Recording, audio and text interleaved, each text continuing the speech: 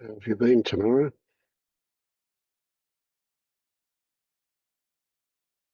Instantly, huh?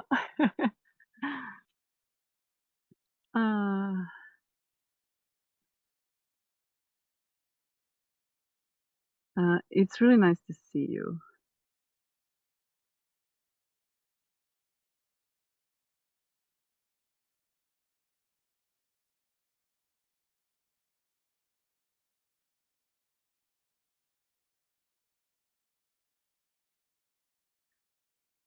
On one hand, I feel like do you hear me well? Do I need to put earphones or I can hear you. okay, earplugs?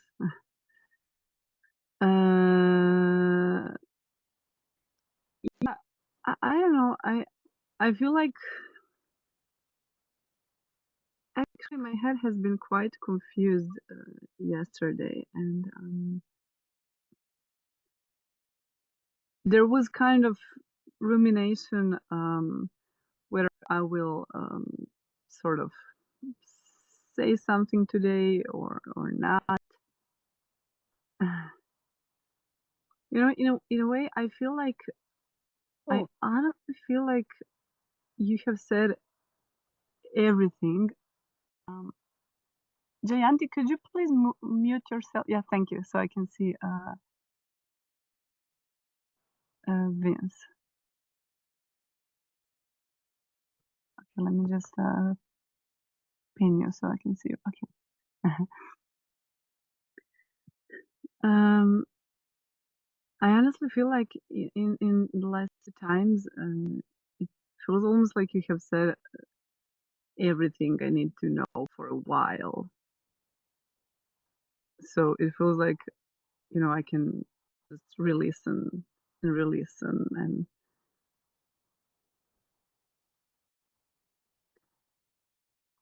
so I don't know, there are some things that bring up emotions and perhaps I can talk about that as because it's repeating, but at the same time there's also like this it's almost like this is also a story, but like I need or would like a deep dive. So I'm sort of hesitant to talk. Cause so let me be more clear. So there's a lot of feeling of helplessness and can't when I come in contact with some material and some exercises. So and I honestly feel that's not true. That it feels like a shield, but it's also like it's consistent. And when I come into contact with some uh, say inquiry exercises, there's immediately a strong, let's call it contraction in my diaphragm, let's say belly mm, area. Um, and it feels impenetrable. So it feels like I end up just ignoring it. Say I'm reading something, a book or some material, and it almost feels like I care too much. Like I really want something out of this, and I won't be able to get it or succeed. And there's like this, I don't know, fear or something that's just standing here, and it even feels, if I put down the book or something, it's almost like I can't even enter this. It's like a wall, and then I'm like, okay, well, feel the wall. Like, okay, if you can't enter the sensations, be then just feel what is. But it is sort of something that's kind of repeating, and I don't know what to do about it. So it's just, there, almost like mm. consistently, and I'm, into some material. So that's one aspect of it, and another is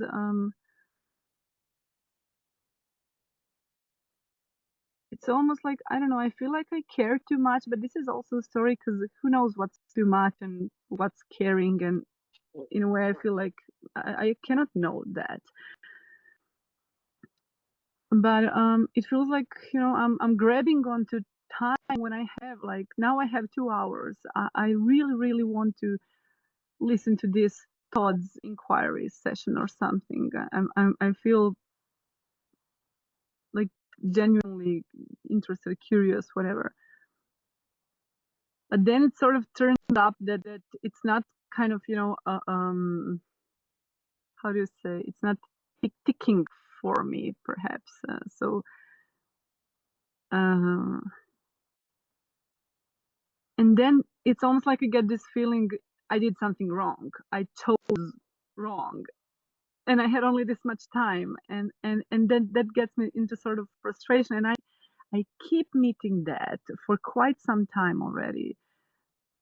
I'd even say maybe like a year or so. I'm not meeting the material that sort of, you feel something.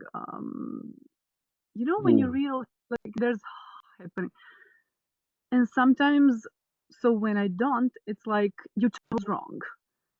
So I'm going into that, like the agency, and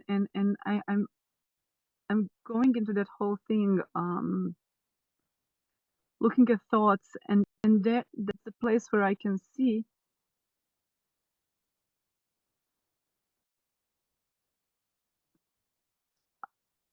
like, how could I ever choose?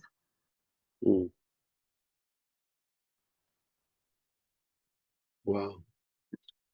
Yeah. What comes up for me here is that, boy, you're making this complicated. It is incredibly simple. It's so simple that most people look past it. Yeah. What's right here in front of them, they're looking over the top of and missing what's so close. Yeah. So if to see, everything's a story. Everything I say is just a story. It hopefully will give you a direction to look in. But looking is not the thing. Finding is not the thing. Something will happen while you're looking. It's not about the looking. You cannot do anything wrong. Whatever you're doing is fine. It is what it is. So there's the simplicity of it.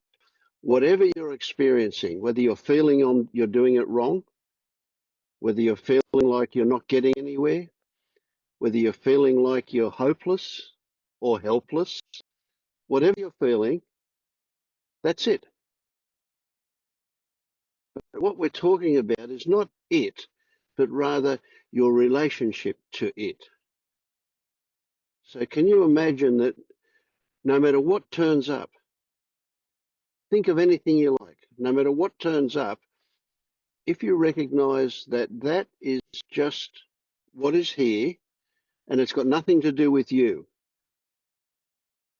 because there is no you. There is just this. I would like to interrupt. If Yes. I love the flow that I'm feeling while you're talking. I would like to say what came up in my mind and what I Yes, know will do. come up. Yeah. Yeah. So fear comes up. I fear, like, I just there's, yeah. And there's definitely, I'm not good enough. Uh, and there's definitely a lot of, again, it's like I hear, uh, it's like, simultaneously I can hear it, and it feels so clear, and it feels like that like you say it so clearly, and then there's, but that's not it, like you can do it, and it's like, what can't you do it? But then it's almost like this feel like, okay, so you haven't truly seen through the self yet, because you don't feel one with everything. But I also know it's like I won't be feeling one with it's just like whatever is, that's it. However, ever I'm feeling, and it's almost like, but it's almost like, but there's gotta be something else. Like, Yeah. Look, we could come up with stories that say that fear is why you're not recognizing that this, whatever is here, is it. And we could go looking for what's behind that fear. But we don't need to. We just need to recognize that that fear is also it. That that feeling, thought, whatever it is, that you're not good enough is also it. Can you can you imagine, can you get that if no matter what turns up, you recognize it as just this, it's what's here, but it's not individual, it's not separate. It is being experienced, it is the experience and the experiencer and the experiencing. It is all of those. And that includes this organism we call Tamara. That includes this car you're sitting in. That includes the grass outside. It includes the sky. It includes everything. There is nothing that not it. And when you recognize that, guess what? It's not that you recognize that you're not separate from those. It's that you do recognize that you are all of those because they don't exist without your perception. So everything that you experience is because of you, is this, everything. So you can feel like I'm wrong, I can't get it. Great, that's good. If you recognize that it's also this, it is just what's turned up.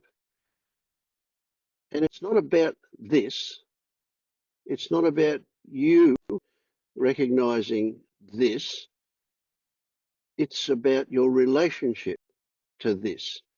Your relationship is that you are this. So we don't need to worry about what's behind the fear. We don't need to worry about what happened to you when you were young and you thought that you were not good enough. We don't need to worry about you feeling like you're not adequate. We don't need to worry about any of those details because they're all included in this.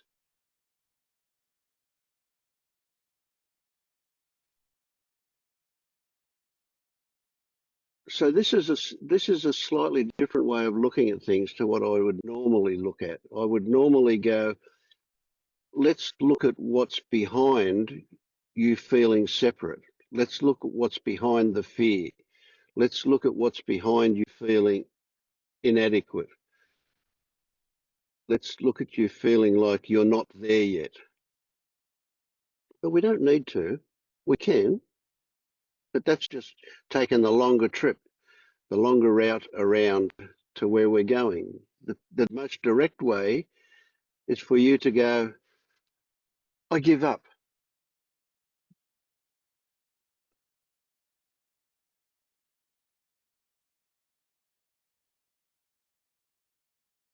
And if you don't give up, that's just this, exactly the same as if you do give up. But there's a different feeling, a different relationship to it, isn't there? So if you recognize that not giving up is about how you feel about it, and you give up on that, that's a way in.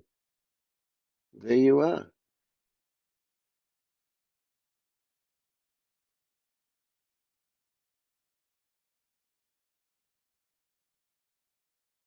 Have you heard of Bhakti? Bhakti yoga? Yeah, yeah. Yeah, yeah. So you get that. It's the path of devotion. Right? Done wrongly, well, I say wrongly, it's just, but it's also it. But inappropriate way I would think of doing that is to look at the act of devotion as what you need to chase.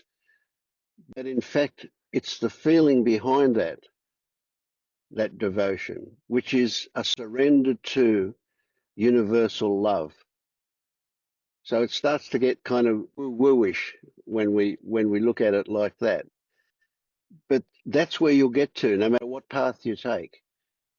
You'll get to that universal love, not separate, not out there, everywhere. What we swim in, what we breathe, what we are is that.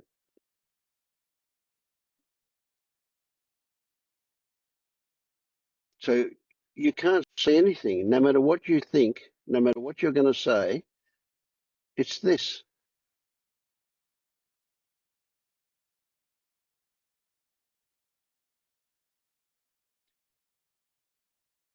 And where you can put your awareness, your attention, your focus on is what is your relationship to this?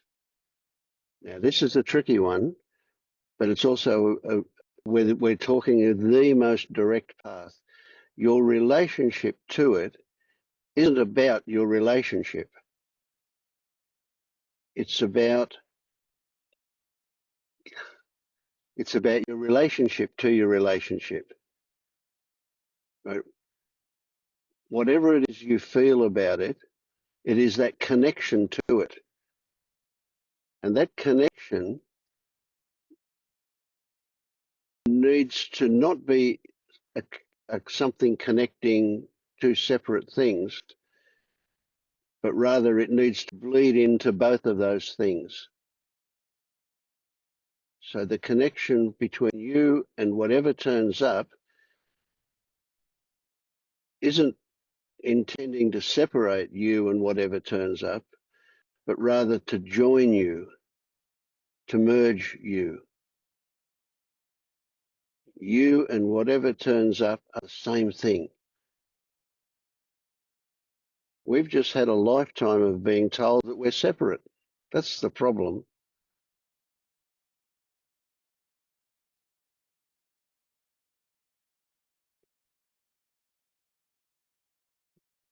When we start talking about it, it makes no sense. How can we say life decides, life chooses, life happens? It's like we're talking about something that's separate, but it's not. It's us. It's us as life, or life as us, or both of those and more. If we can't find words that make sense. Yeah. So feel inadequate, but feel fine about it. Feel like you're not there, but feel fine about it. Because there is no there. There is only there for people who feel like they're not there. For people who are there, there is no there. So it's an illusion you're chasing somewhere, some state, something. It doesn't exist.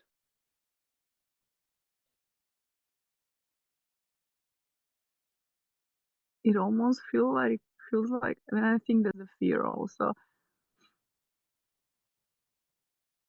If I see that, I will be ultimately inadequate.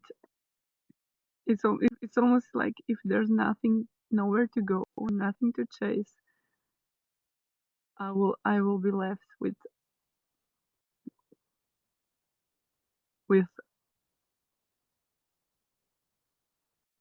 Nothing. You and won't exist anymore. yeah, and the fear is like I will be there and I will see how inadequate I am. See, that's like we don't have to go into details. I love what you're saying. So I'm Yeah, just saying what yeah, you yeah. yeah, yeah. So it's like God writing on the sky, I am not the rock. I am not that ocean.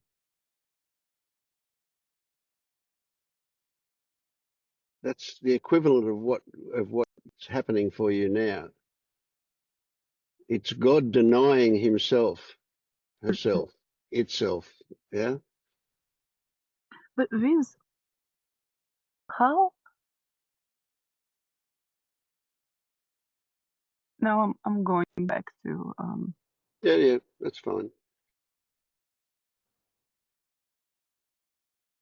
um what about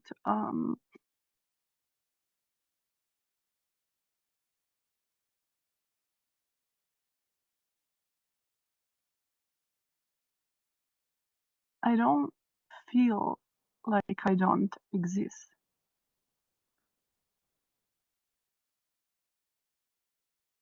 and I would like to.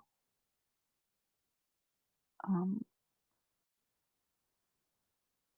and sort of that makes me chase. It's like the idea there's something, and Mm, I think like in a way both is true at the same time. mm, Like it's here and yet also I'm not fully sort of perhaps perceiving it, or I'm not sure. It's mm, I can hear that even while not perceiving it, it's here, like you're dead, like it cannot be any different. And then there's this like it's I'm not experiencing I'm I probably am, but I don't think I am experiencing like pure seeing when I'm seeing. Though I think that at the same time it's just it is like that, and then there's I think the overlay, and then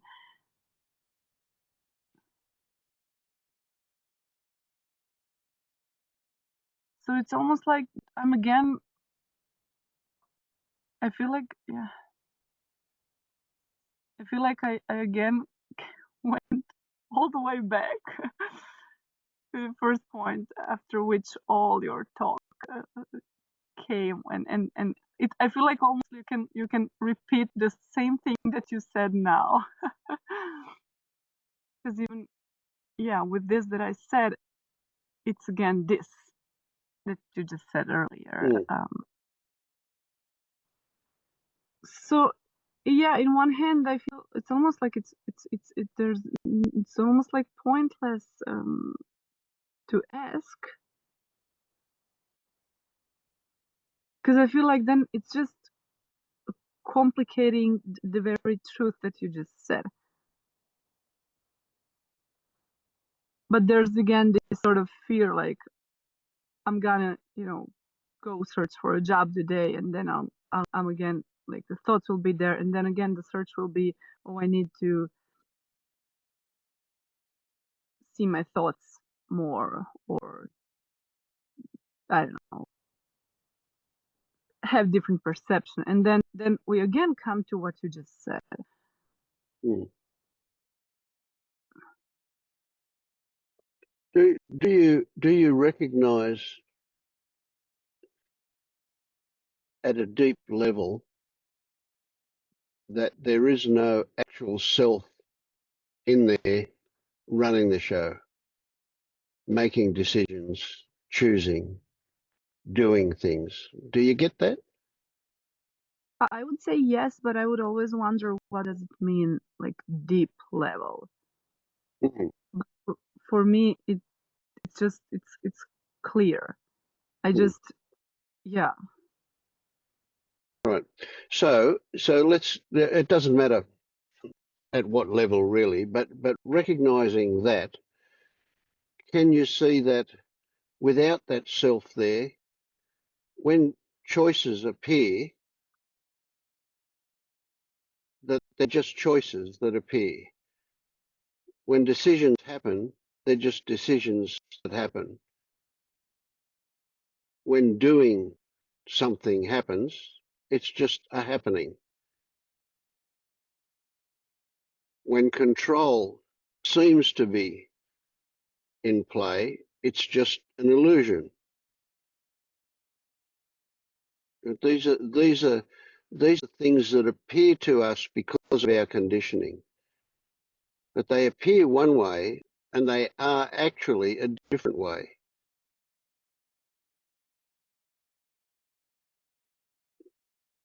Now, if we behave as if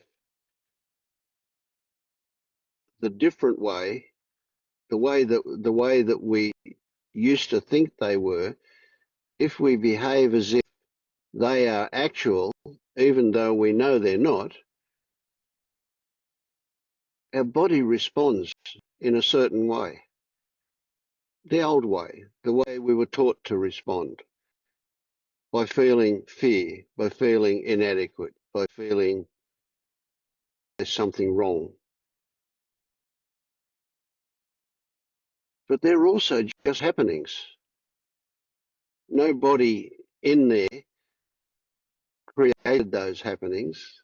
They turned up for a whole lot of reasons that we can't even imagine.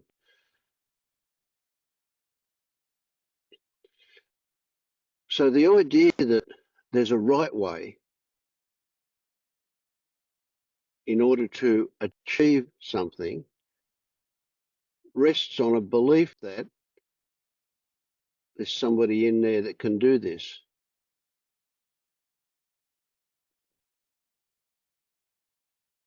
And if you recognize that there's nobody there that can do this, then how do these things happen?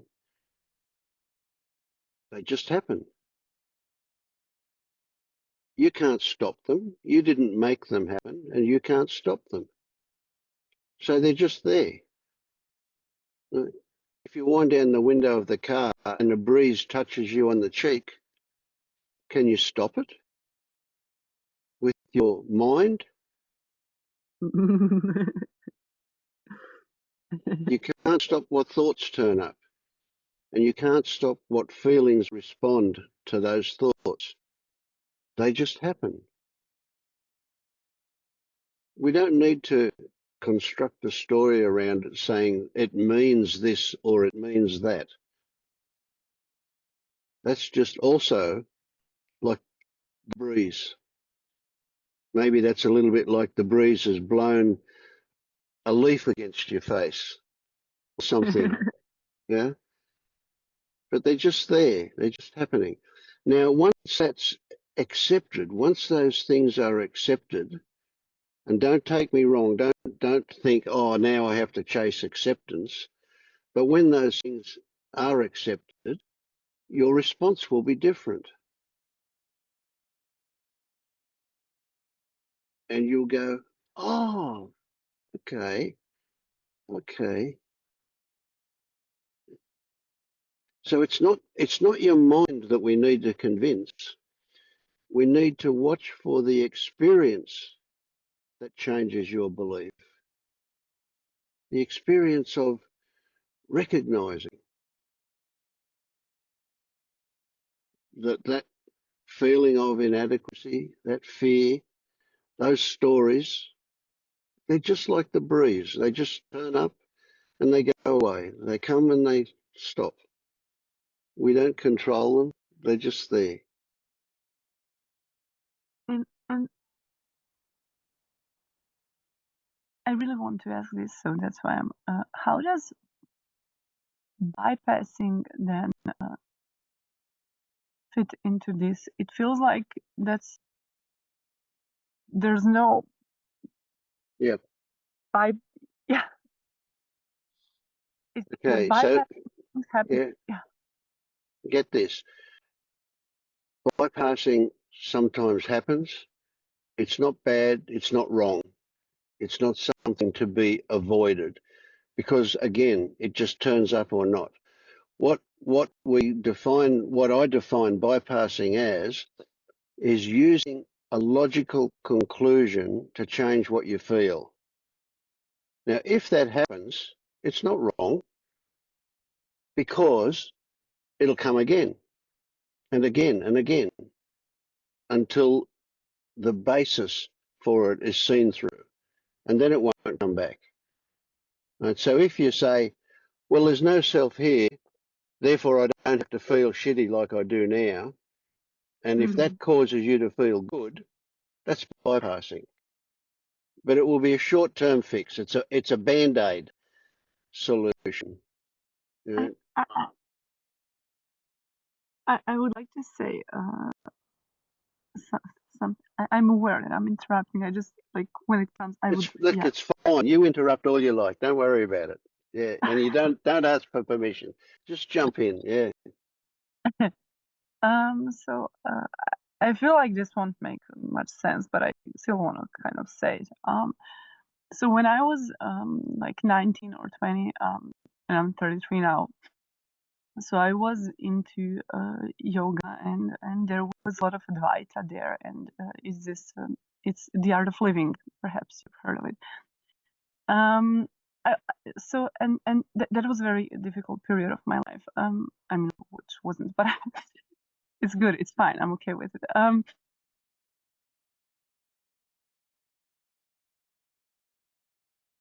So back then, I learned about sensations and separating thoughts from sensations, and no self, but in a very different way that I'm learning about it now. Like it's almost as if only now I can, let's say it, understand, in lack of a better, yeah. And back then I was trying so hard um, to sort of, implement. I was going to silent courses, which I loved, but it felt like there was a lot of, experience with trying to. I was doing my best to to feel the sensations, but it was just, very hard to live. I was so overwhelmed by my emotions and experience,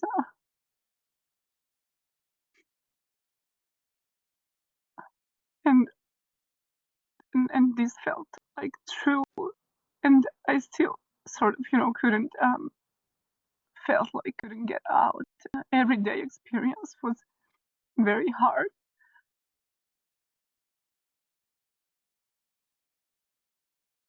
and that's when I started therapy. Say that one again. That's when I started therapy. Yes. Yeah, and a few years later, uh, and I think I was always wondering. It felt like I was actually sort of bypassing and didn't know how to feel. Like there were too many concepts, like too many holes that my mind needed to understand to be able to actually sort of separate the thought. And you know, I remember so clearly one day, like, I was outside walking my dog back then, and there was so much rage, going through my hands, and desire to hurt myself, and like it's like I was feeling like I was gonna explode. Uh, Completely, like didn't know what to do with myself at that moment. Like it felt like I can't live, I can't, I'm gonna burst, and it usually before it sometimes would go on myself because that was the only way I knew how to relieve that energy. And I felt sensations so intensely, and I was trying to, I was like, okay, like let me just be with what is here. It was like 5 years ago or so, 4 perhaps. And I remember like trying hard and nothing happened. Like I was equally and wanting to hurt myself, almost hurt my dog, like in idea. I would never. I'm Yeah. vegan. Anyway, uh, so I think I'm actually just very afraid of almost that whole experience, those Yep. years. Yep. Yeah, repeating, like the bypassing, because I didn't. So I'm afraid if I shut the mind or the stories, what if I'm doing it wrong? Like Mm. I sort of did back then. Um, while I can also see, yeah. Am I going too long? No. Yeah. I'm gonna wrap it up now. Yeah. Yeah. I can also see how much of say knowledge I was missing. Um, like it's not, you can't be 19 perhaps and just go like observe your sensations. Like that there was, I don't know, there was so much missing. Now I see it's coming from a very different place, very very different place.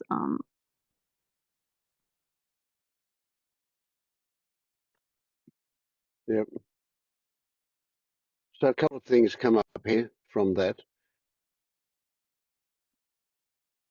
I want to tell you that what you went through, I went through my version of that for 45 years before I woke up. 45 years Oh of my that same kind of agony. That sounds like ultimate torture. That's what I'm afraid of. Yeah. Yeah. And I once had the story appear in my head that, oh, if only I had woken up when I was 20 years old, how good it would have been. And then I realized, and this is the message for you, I realized that everything that I went through, every single experience, every single emotion, every single bit of obsession that I went through was necessary for me to get where I am today. Every bit of it. And so what you went through wasn't wasted. It was necessary for you. You would not be here today if it were not for that. Yeah. So that's one thing that comes up. The other thing is that it occurs to me that it's very likely that you are afraid to take the lid off, have that experience all over again that you had before. That uncontrolled emotional runaway that happened for you. It may well be that that's what you're afraid of. And that's why your mind keeps coming up with diversions to keep you away from.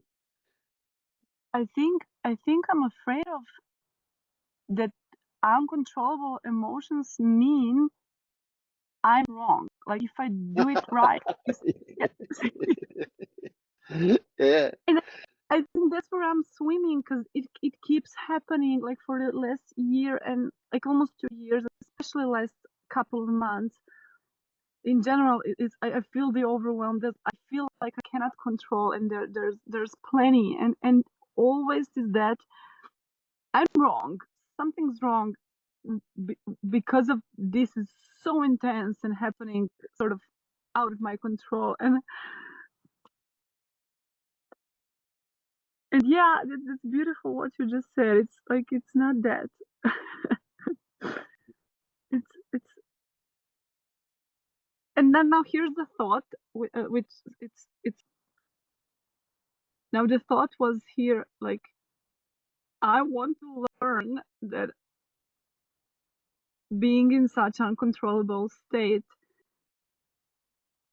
is okay, like it is, that's just it. And then but that was the thought. I'm feeling like what does I want to learn mean? Mm,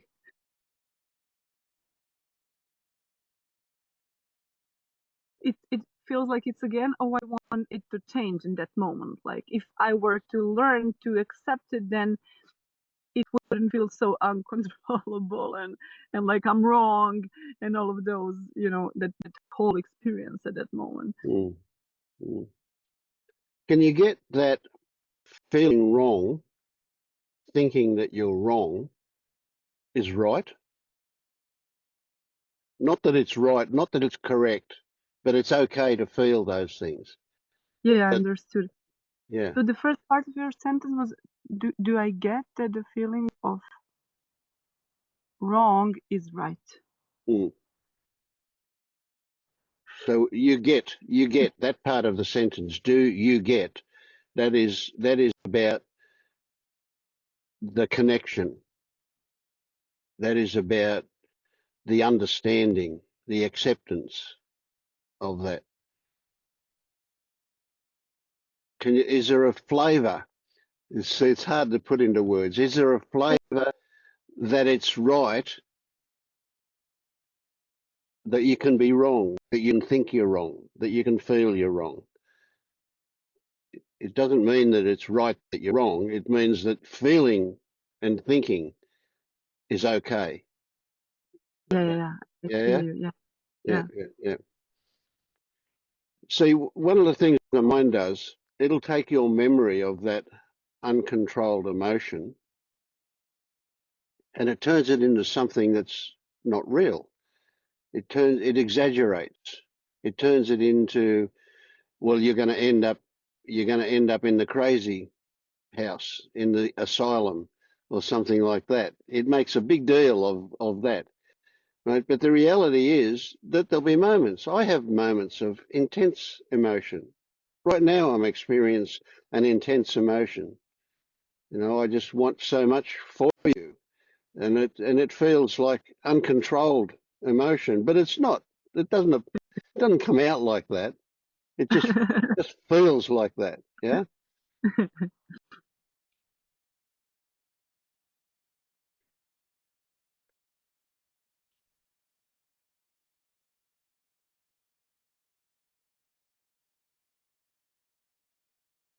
So the way what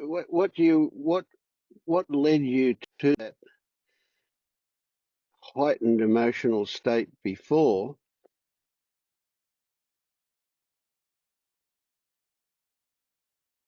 is a good thing. It's a good way into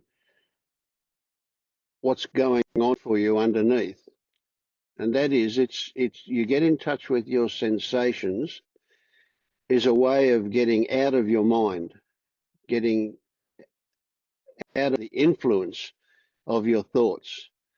And, and what you experienced was a fear that if you did that, you would become unmanageable in some way.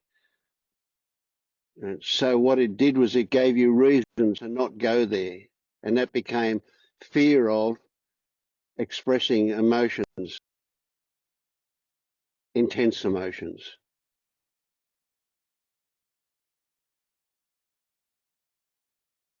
But it's just the mind. It's the mind is your friend. It's trying to help you.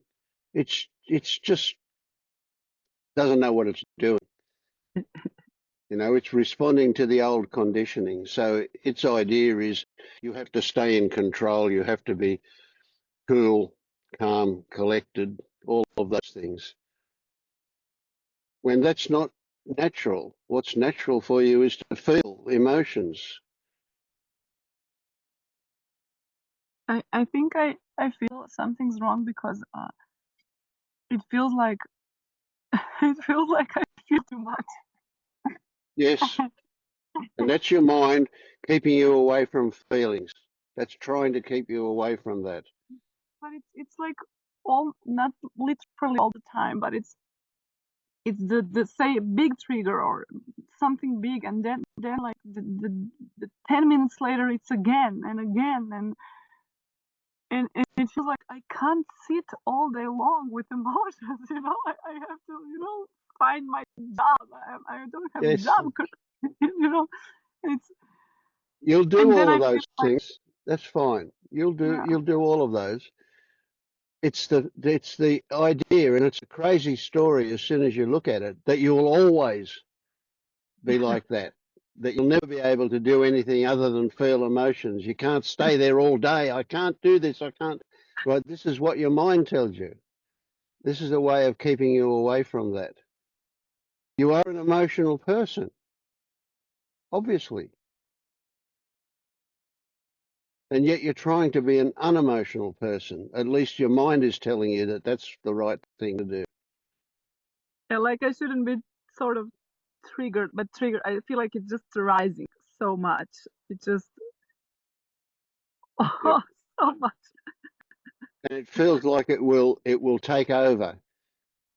I get that, but it It feels won't. like I need to sit with it, but it's almost like I can't sit all day with emotion. Like you need to function. I need to, find a job, and if I don't sit with it, like I'm gonna be this uncontrollable being that's gonna, you know, either hurt someone, either, fall into helplessness and just be sad and depressed if I Mm, don't sit with it.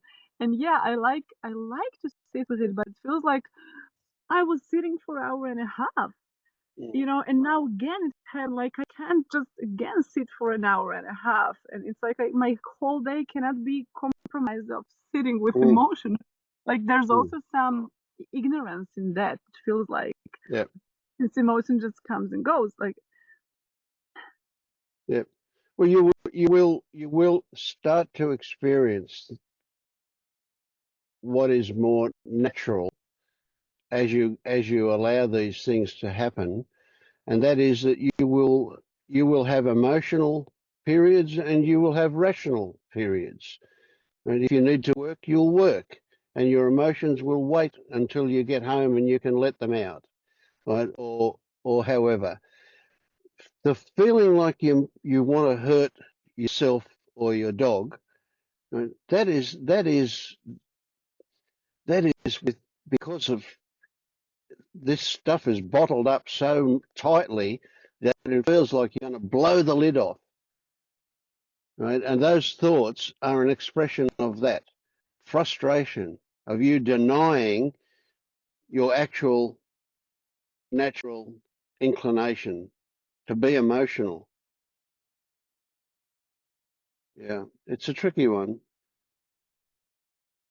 It's all experience, and it's not right or wrong, and it doesn't mean anything other than any stories we create about that.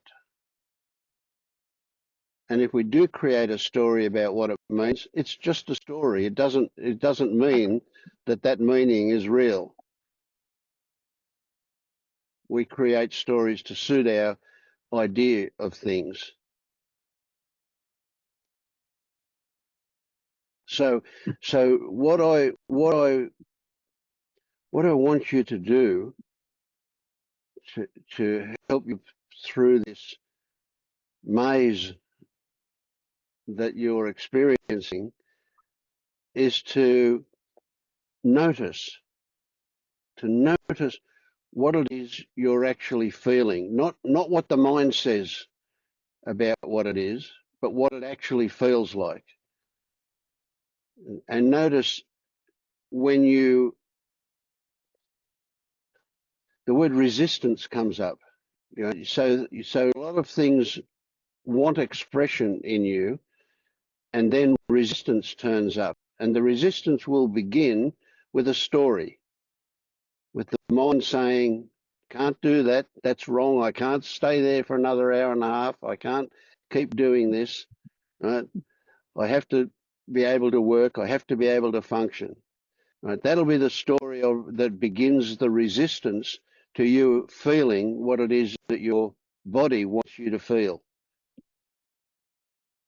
And it may be appropriate or it may be inappropriate for you to feel it at that time. But you can delay those things. You can say, I will wait and I will feel it later. So you can promise your body that I will listen to what you want to tell me, show me later tonight when I'm alone, and I can do that. But right now, I need to work, walk the dog, do this, do that, whatever. Right? And your body will cooperate. It will quite happily delay that expression, but do let it out when you get home. If you want to yell, do it in your car. People won't hear you. Or put your face into a pillow and shout out as loud as you can. That's good. Let it out. We need to experience what your body wants you to experience, and then it will all settle down. I love this that you're saying. The therapy I still am going to is somatic body oriented therapy, and there was a lot of expressing of anger and you're speaking about in the moment, yeah. But yeah, and I would also like to say that my dog is no longer with me. Um, yeah, so just yeah. Um, You didn't kill it, did you? that was actually what was very hurtful for me, because all I wanted it's because I hated feeling those feelings. Uh, yeah, it's like the conditioning is that I'm gentle and all that and like to feel love. And with her, there was a lot of rage coming up, and but it was intense and good period. Uh, I can see that now. Uh, and but right now, I guess, yeah.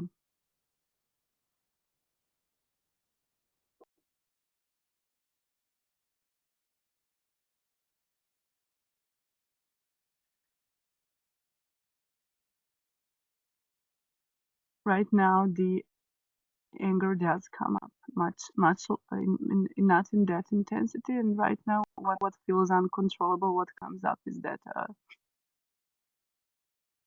sort of like suffocating in helplessness. Like sometimes it's like I'm gonna die, though I'm lying there and I see that I'm not. But Yeah. at one point, when I was, sort of, let's say, triggered by the something that Todd wrote in an email, I felt like I'm losing this, like the probably the seeking. And after that, I was like in a couple of days of big like this helplessness and feeling like the ground was totally swept under my feet, and like the only thing that I was relying on is out of my reach. That's how it felt. Um, so so yeah, there was, and shaking and crying and all sorts of stuff. But it's not like, it's not like I sort of, realized there is no self and then had that terror experience. It's just like something happened. I don't know what. So I think that that's quite what I'm afraid now. But although I've experienced that helplessness, like that deep state of helplessness, quite a lot of time in the last years, so I'm familiar with it, and I'm still a bit afraid now in regards to sort of losing this, because without this, it's like I'm yeah, and I feel like there's some juice in it, but that's perhaps for another time, since um, this You can't is lose taking. this. This is impossible to lose this. Once you put that first foot on this path, you're trapped. You can't go backwards. You can't take it off. So don't worry about losing this. Your obsession with this is beautiful. It's great. It's one of the things that will help you get there. So don't worry about that.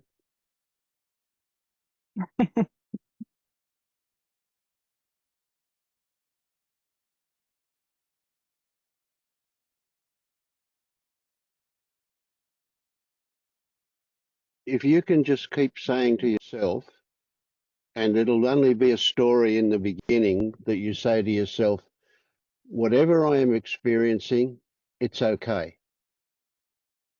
Mm-hmm. Whatever I am experiencing, it's me learning. Whatever I am experiencing is on this path. Whatever it is, it's okay.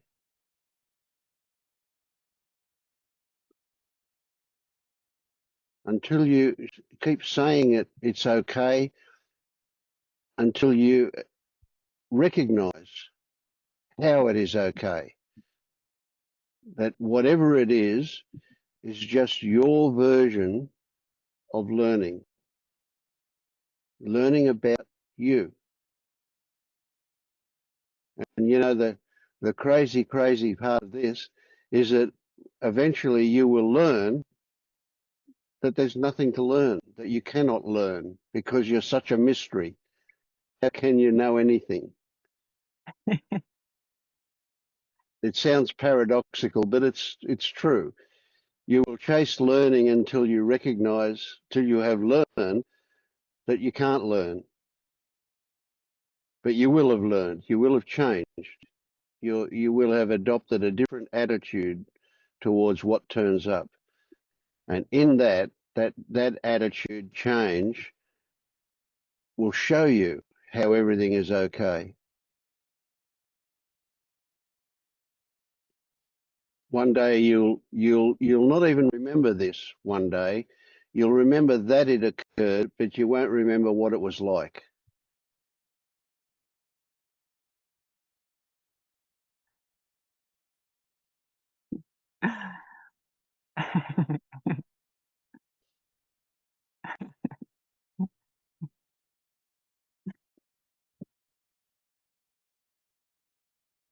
Mm.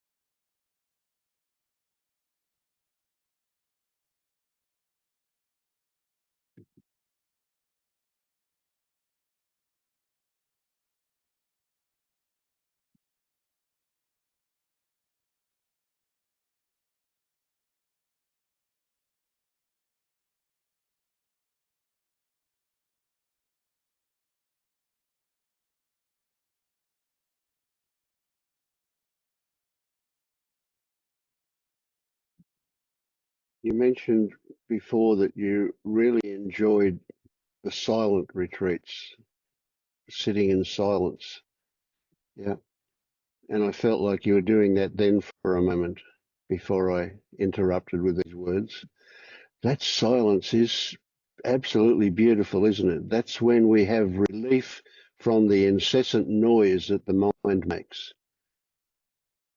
It's just a beautiful, beautiful place.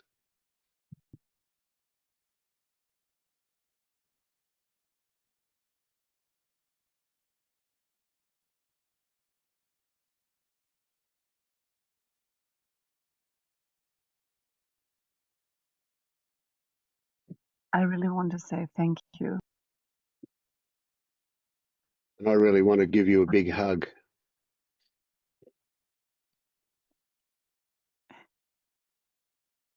I would also like to say like thank you to the group. I know this has taken up a lot of time, and That's yeah, fine.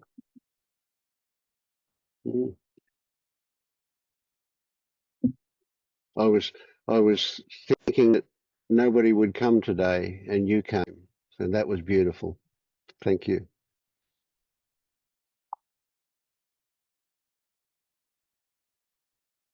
I'm gonna mute myself now. Okay.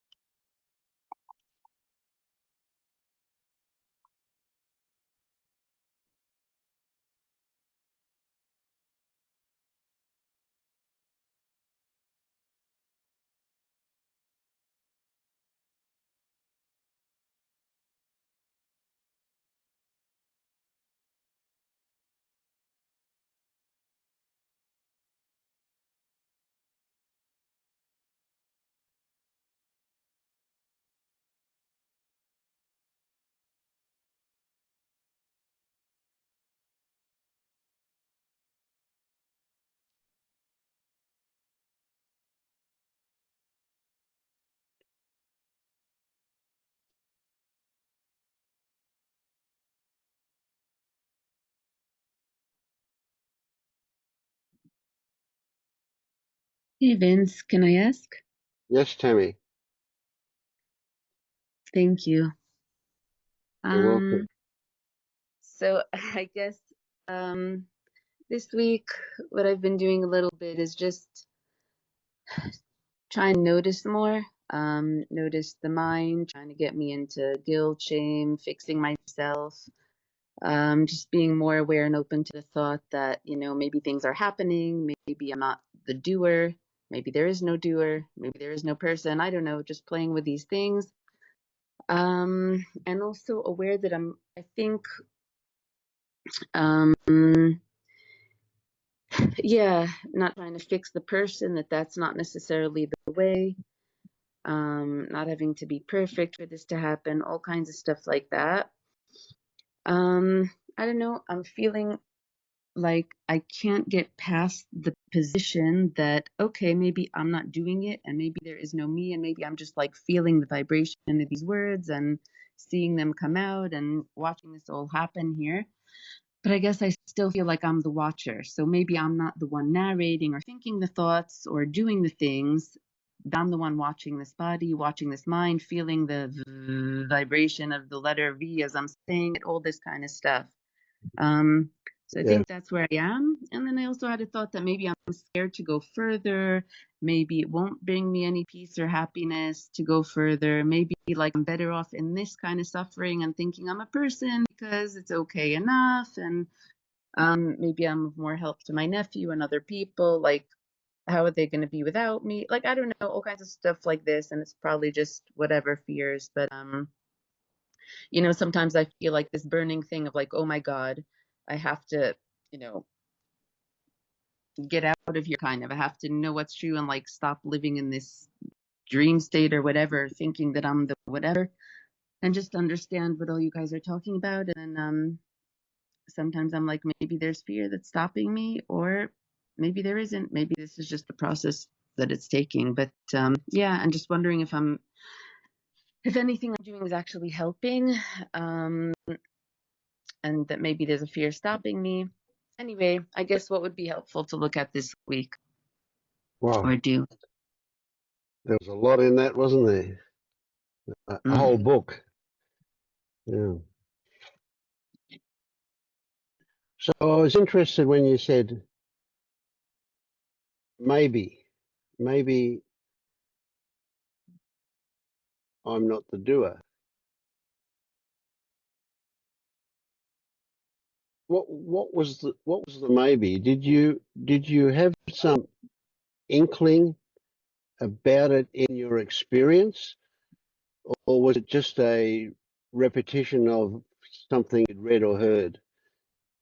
Was it more than mental? Was it more than just the mind? That maybe?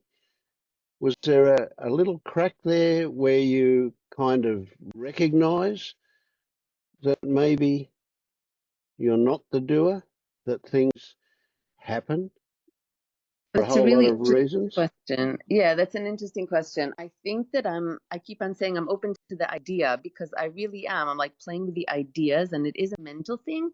But it's interesting when you ask that, because I am trying to like tell myself these things. Let's say I'm in a moment of suffering or guilt or shame or trying to perfect. I tell myself, Yeah, oh, yeah, wait, they said that X or Y or Z. And I try to like use that to get out of a mind spiral and kind of be more observing than caught up in the pattern. But yes, actually, I yeah, think a little bit, yes. Sometimes my whole thing in life is like indecision. Am I doing this right? And what is the path I should be pursuing? And all this kind of stuff, like constant indecision. And then I was like, oh wait, maybe I don't need to make a decision. Maybe I can just watch. And then there's a sense of more, ooh, I can watch what she's doing kind of thing. And just like, ooh, hand moving, ooh, this and that. And just like enjoying the happening rather than thinking that I'm yeah, doing anything to do anything. great. I'm like along for the ride kind of thing. But then I say to myself, oh no, you're wrong. Again, you think that you're the observer. There's only experience, there's no experiencer. And then I'm like lost again. I'm like, oh God, I don't understand that Great, one. okay, yeah, But yeah, yeah, but yeah. I It's do a get into it's a trick. Yeah, yeah, into split seconds of that where I'm just like, ooh, I yeah, can just sit back and enjoy the ride and just watch this all happening and not yeah. having to be the one making the decision. So a few say if you're saying is there a tiny crack, then yeah, I think There's some Yeah, kind, that yeah, willingness it to sounds just like it. sit back Yeah. and watch it. Yeah. So do you get that the moment that let's play with a fantasy, the moment that your experience shows you that you're not the doer, that things just happened that included that organism called Tammy, right? And we put the emphasis on experience showing you that that's the case. At that moment, you can throw the story out. You can forget about altogether. You can forget about the instruction or the intonation that you're not the doer, that the doing just happens. Do you get that moment of experience means that you don't need the mind reminding you of that anymore.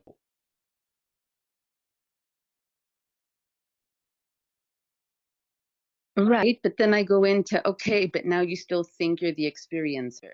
Like you think you're the one who's Yeah, watching and okay. enjoying That's it. the next step. Yeah. That's the next step. You see, you experience yourself as watching. Mm-hmm. I'm But like, that's oh, just, cool. What will happen that's next? Kind of yeah, thing. that's a story too. Uh, Mm-hmm. It's your mind that says logic.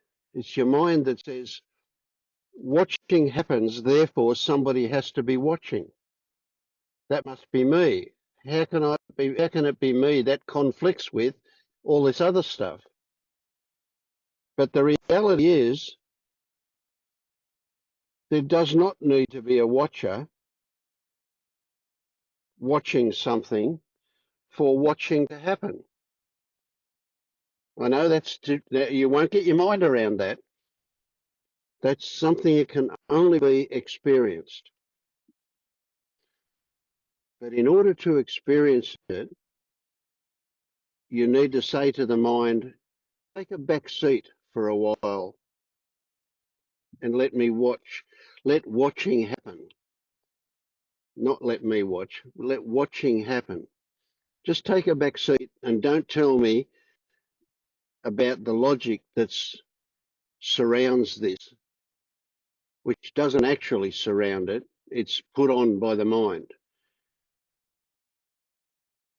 So the problem is the mind is very convincing, and we believe what it says because it's backed up by all this other mind stuff that's logic. Do you know that every thought you have is triggered by something else?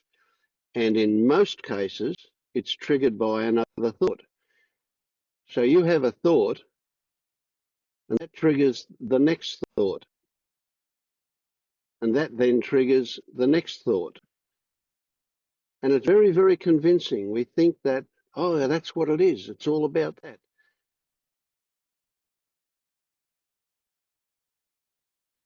Can you Mm-hmm. see the grass growing? If you go outside and look at a blade of grass, no matter how intensely you look at it, can you see it growing? I guess not. It's too slow No, a well, time. no guess. It's definite. You can't see it growing. And put a microscope on it, and you're not going to see it growing, are you? But you go Mm-hmm. out next week and you see that it has grown. Mm-hmm. And so what I'm pointing to here is that what logic tells you is one thing, and what your experience tells you is another thing. And so when it comes to Wait, I got lost about the grass. You're saying that logic tells me that grass grows, but my actual experience is just that I see it one length and then a different length. yes, well, you see it and it's not growing. That's your actual experience. Now then later that's another story. You can compare your memory of how it was. And now that could be more than a memory. You might measure it and write it down, but that doesn't matter. But that's what I'm saying is the idea that it has grown is an overlay on your actual experience. It is not part of your actual experience. Your experience is the grass as it is, full stop. No amount of experience is going to lead you to experience it.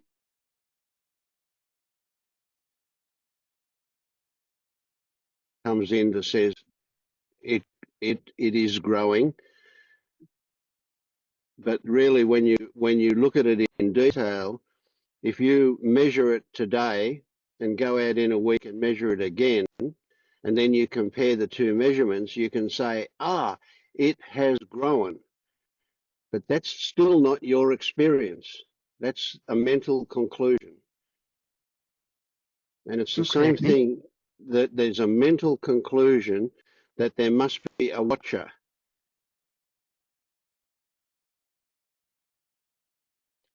Your experience is not about a watcher. It's not about what is being watched. Your experience is watching itself. Watching is your experiencing. It's a verb. It's a process. It's a movement. So if you can stop the mind, if you could, and not that you can, but if you could stop the mind whilst observing, you would see that there is only the act of observing. What you observe, who is observing it, only exist as a mental function. But so two thoughts.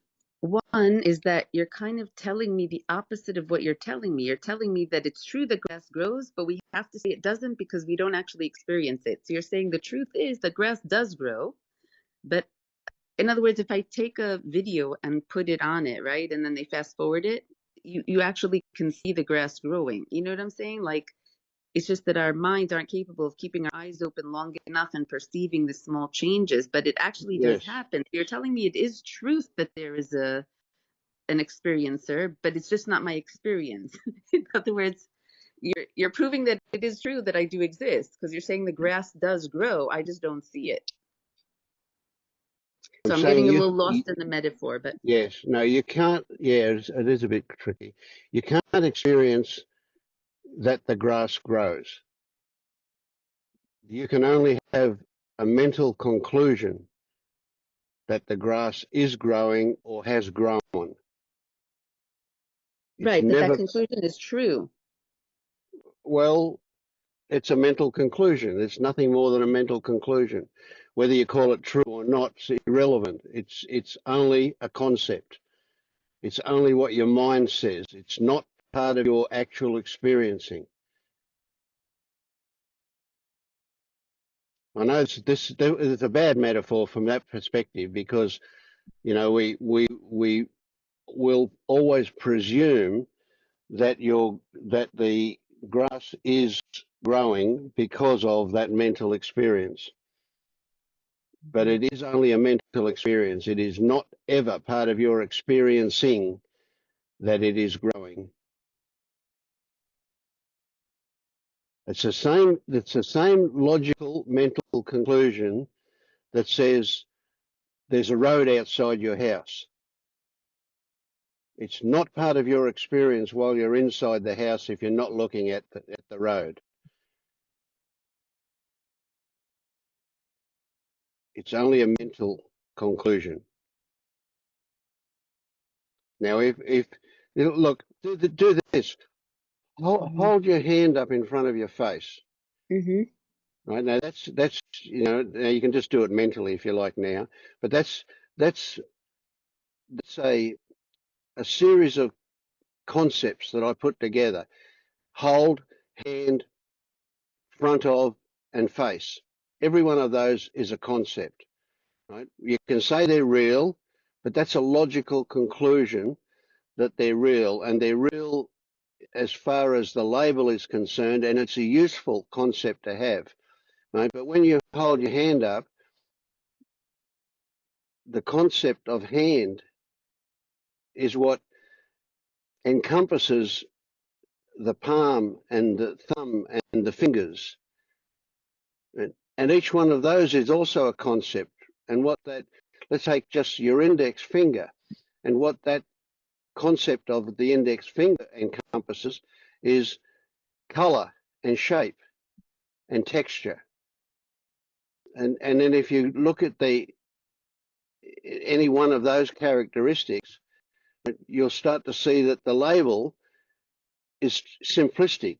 That color is not that color. That color, that flesh color, actually is a range of colors. There's a whole lot of shades in that color, and that texture isn't just a wrinkle. It's actually a whole lot of wrinkles of varying depth and varying lengths and varying appearances. And so what we're really seeing there isn't actual a color or a texture. It is a range of colors and a range of textures. And when we start to look at the details of that range, words no longer work. Words are no longer adequate to describe the changing colors involved in one side of your finger to the other, depending on how the light's falling on it. What we find is that the subtleties and the details and the complexity of it is way too great for any words to be able to transmit accurately what it is you're experiencing in that seeing of whatever it is we call it that you're seeing. Do you follow me down that rabbit hole? To me, that feels like going in a kind of altered state where I'm just like really, really Yes. into the experience. And yeah, I can do, like, I fall into those sometimes. Yeah. Yeah. So that is an altered state, because what we need to do is we need to zoom out back to where it's a hand and a finger, and not and come back out of that altered state where we're seeing the details and the complexity of it, and then it becomes useful. We can talk about a finger, and yes, I know what you mean about the index finger, and you know what I mean when I say that, and so on. So it becomes useful, but it's not accurate. What it is a mental construction. Right? So even though you've got your hand in front of your face, metaphorically, right, you're not seeing your hand, you're seeing a concept. You're seeing an image that your mind has created that you call a hand. And it's only when you get into that altered state that you start to see the details of it and the complexity of it, that you're actually seeing it. That's true. It just feels non-functional. But That's right. Well, it is non-functional in an ordinary everyday life, but all we need to do, we're not going to live in that state. All we're going to do is we're going to visit that to recognize that there is a reality that is beyond concept. That's all. Once we recognize that it is the case, we can discard the whole thing. Right? But recognizing that what we normally relate to is a concept. It's a mental construction. Once we get that, once we recognize that it is a mental construction, we can forget about the comparison between that and what is actually going on, and we can use the mental construction when it's appropriate, or we can go past it when it's appropriate. And when we're talking about what is actual, what you might call reality, right, we've got to be past the mental construction. And so now we get this other thing, and this is a really weird one. We get this thing where the whole world, that is everybody that we know, is conditioned to relate to concept as though it were real, as though it were actual. They believe that there really is a finger there, and that's it. They don't go any further. And that also means that they go, it's my finger, and I am looking at it, and it's not at all. That's just the concept, the story that's created around it. Do you get that? So we're not talking about functional or otherwise. What we're saying is most of the world lives in concept land. What we're doing with this so-called spiritual, it's not spiritual, it's human, but this so-called spiritual journey is to recognize the difference between what is concept and what is actual. And once we've got that, right, what we discover is all of our suffering comes from concept land. That in what is actual, there's no suffering. There just is what there is, and that's it. There's no meaning to it. There's no good or bad, right or wrong, up or down, in or out. None of that stuff. That's all just concept land stuff. What there is just what there is, and it cannot be described.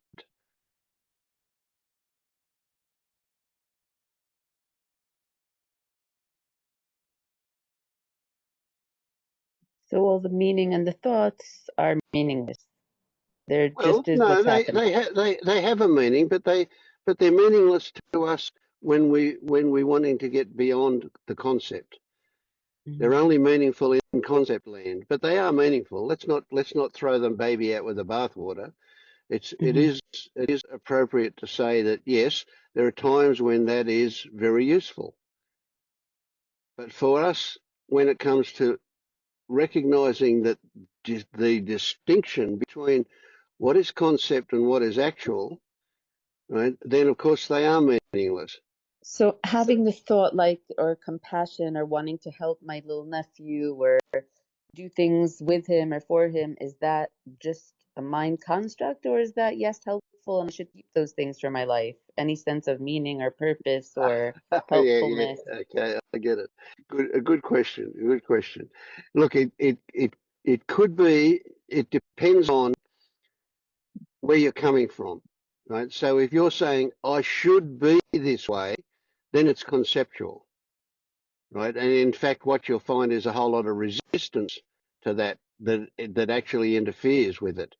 But let me tell you this from experience here is that once you get beyond the shoulds and the concept of it, you'll find that that is your natural place, the place of being a human without that distortion of conceptual overlay conditioning is that you will be loving and compassionate and open and transparent and everything that you can imagine and beyond that that is good in everybody. That's your natural state. Nobody is naturally sick. Nobody is naturally evil or actually bad. All of that comes from concept land.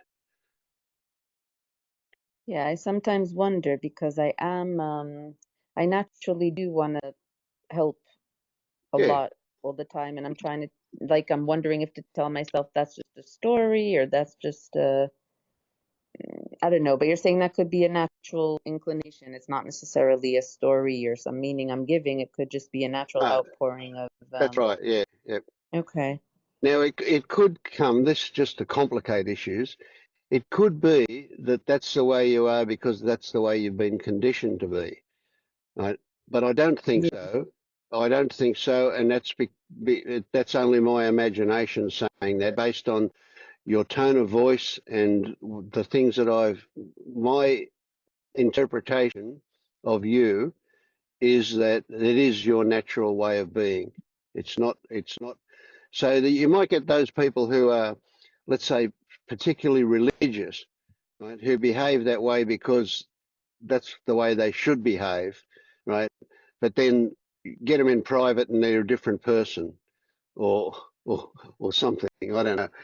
So then you can see that they're reacting to that way because they should be that way, not because it comes naturally. But for you, I imagine it comes quite naturally. It's your inclination to be that way. I guess I wonder about that because I was raised with very strong ideas of right and wrong and helping others, but the fact is that no one around me did it. In other words, I stayed and did it. I took care of all my siblings. I still do. In other words, So then I sometimes wonder if it's because of trauma or fear or guilt. Like, people will put all kinds of psychologizing on you about what your motives are. But for me, Yes, I yeah. do feel a natural outpouring. Again, it could just be because from a young age I felt a need to do this, but it's hard And to it could know be, why. But it could well be that because at a young age you felt to do that was because that was your nature, mm, right? yeah. And that would and that adds to my story, my belief about you, because the the the well, I can't think of the right word. The strength of the pull to fit in with your peer group is really strong at a young age. And if you were able to recognize and stay with the fact that you were different to them, that would say, yes, that's your nature. I would say that very strongly. hmm Yeah, I guess three questions are arising. One is, yeah, there is that. In other words, that is definitely my natural inclination. Like I wake up in the morning and I would go help them, or they wake me in the night, and like I'm always, that's what I do. I'm on call to help, but Hmm. I kind of worry that maybe it's just me holding myself very tense and wanting to be a good person. That maybe it's not my nature, but it's my mind really wants me that to be my nature, and so Okay. I force it and make my nature that way. And if I would relax it all, or have any kind of awakening, maybe I'd be an awful person. So that's one No, fear. no, no, you But definitely wouldn't be an awful person. Now, let me tell you, what you can do is you can watch. Right? This is an amazingly powerful thing to do, to watch. Right? Now, I'm putting it in terms that are normal, so you could um, you could hear me telling you to do this thing called watching, right? But it will either turn up or it won't. You'll either watch or you won't. And because of this conversation, it's likely that it will turn up for you, that you will watch, right? And what you'll do is you'll watch and see whether or not there is this natural inclination for you to do that, helping, or whether there's a momentary groan and go, oh, I've got to do it. If that's there, and you're overcoming that to do it, then I'd say it's one thing. But the what I would expect is that there is a genuine willingness to do it when you first get notified that that's what's required. hmm So watch your body. Watch your body. Your body will tell you.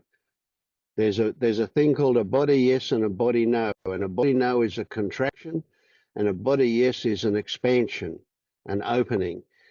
And if you find that your initial reaction is a contraction against it, right, then you look at what the details of that are. It may well be that it's just a case of expressing that you're already feeling tired or something like that, or it may be that you're expressing that, oh, this is another job I've got to do.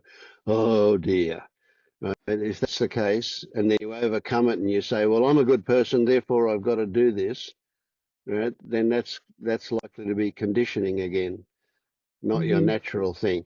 But this is tricky stuff, because once you overcome your conditioning, once you see through your conditioning, right, that your nature is to be open and generous, to be energetic, involved in whatever's going on around you, to respond to your circumstances with enthusiasm. That's nature. That's the way you are, unless there's something getting in the road of that. hmm So it's an experiment.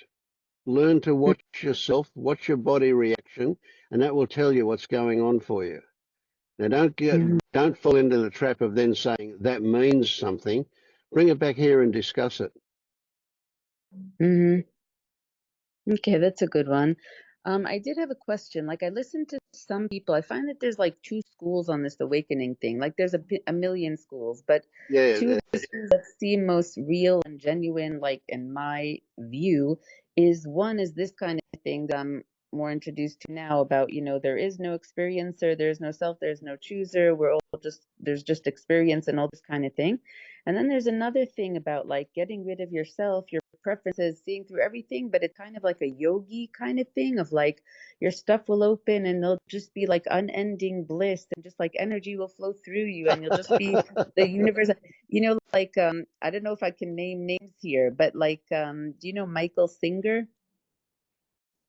He Um, speaks a lot about this. He gives these talks every day and he like starts out very soft and then he starts like berating, like get rid of all this pettiness and all this stuff about, oh, I like this or I want that. If you just get rid of it and just be open to what life presents in every moment, and then you're just be always just happy and at peace and just open and available to life kind of thing. So do you think that is a valid and genuine path that leads to kind of the same place that you're staying, but just to a different experience of it and a different type of realization? Or is that yeah. not realization at all? It's just within the dream, trying to have a better dream. Like, Oh, look, I really can't answer that because I'm not familiar enough with what he says to say one thing or another. Um, but I'm inclined to think that it may just be a slightly different path to the same place, so to speak. And as you say, there's a million different ways. So we there is no right or wrong and so on. Yeah, there's no actual path. What there is just what there is. And and if we stumble onto a view of it that is valuable, then all of a sudden we will drop a whole lot of the what Pernilla calls post-it notes on reality. We'll take those post-it notes off and we'll just be experiencing reality. Now, it doesn't mean we don't recognize that they're still there. They are still there. They're there for us and they're there for others, but we no longer own them. They no longer run the show. That's really what it's about. So if that person says, drop your pettiness, well, that's a good thing, but how do you do it? Can you drop your pettiness? If because of that conversation that you've listened to, you recognise that there is pettiness, then dropping of it will happen because you won't see it and keep it. I mean, you could, but it's unlikely. You will most likely drop it the moment you see that it exists. Whereas before the conversation, it may have existed, but you didn't see it. It was just something that you reacted to. yeah, he more talks about dropping your preferences. Like, I like this, I don't like this, I don't want that. It's all nonsense. Just be open to life kind of thing. And just make the best of every moment. And then whatever life throws at you is a learning experience. It's good. This is the kind of messaging I hear from him, and Yeah, it sounds great. I just don't feel I'm getting any closer to it so much. yeah, Like, I yeah. still have my preferences. So I'm like, will Well, I ever see, get to bliss or peace? But so I see it as still okay. He's still lost in concept land, where where he thinks you can make a choice to do that. mhm, That it's you have the will to do that. That you're able to do that. I'm saying to you that will happen or not. That's my experience of this stuff. Happening mhm, happens. There's no me here doing it. Right? So if I hear a conversation about this, it will cause me to look at it and I might adopt a different perspective on it. And then the consequence of that might be that when it turns up, it's seen and something happens. It changes. So mhm. there's all of that kind of stuff that goes on. Um, but the idea that you can say, well, I'm not going to do that anymore, and for that to actually happen, that doesn't seem very realistic to me. I mean, how many times have you had an intention to do something and it's not worked out? You haven't done it. Yeah, exactly. It seems like if I look back over my life, it's like I have come a ways with all this work I'm doing on myself, from different ways until I reach this kind of way. But whatever work I do, there is definite progress, but it's so tiny, so slow.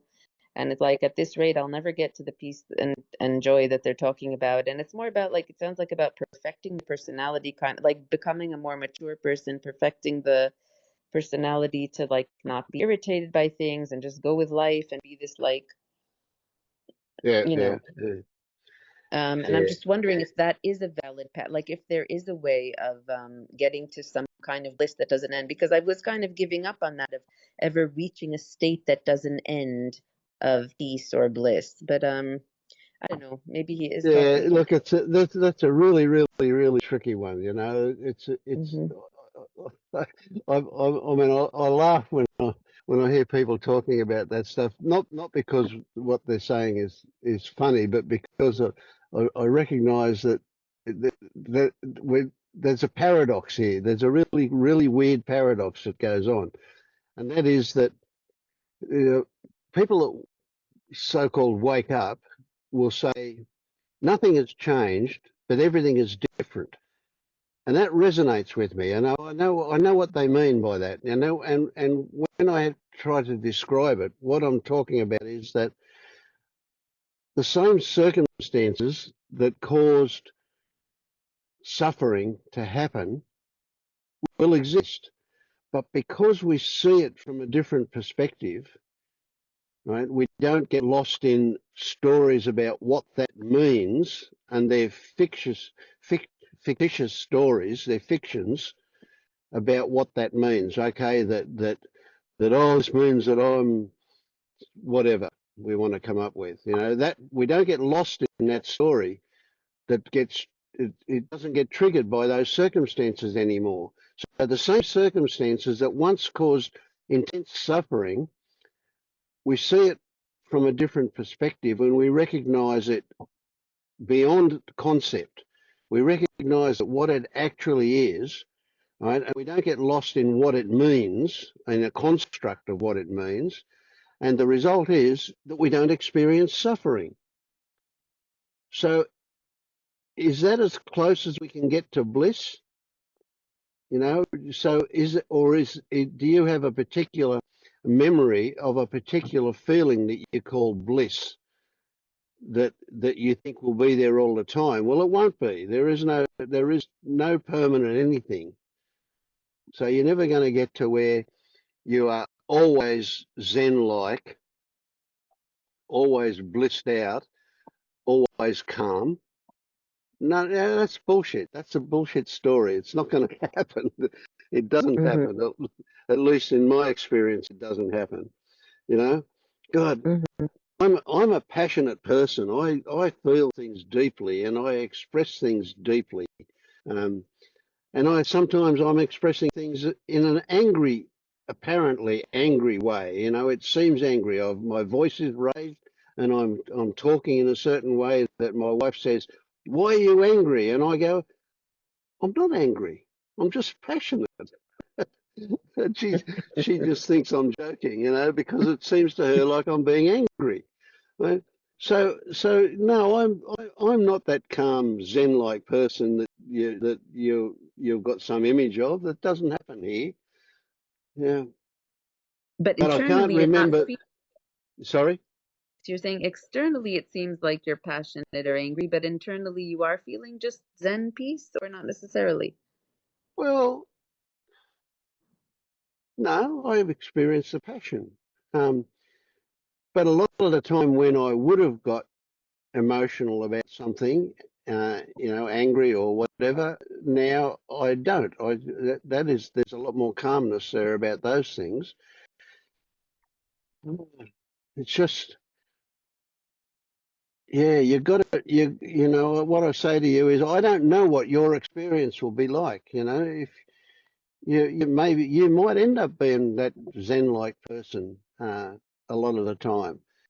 What I'm saying is that this idea of bliss and calmness and so on is more a fantasy than a reality, Hmm.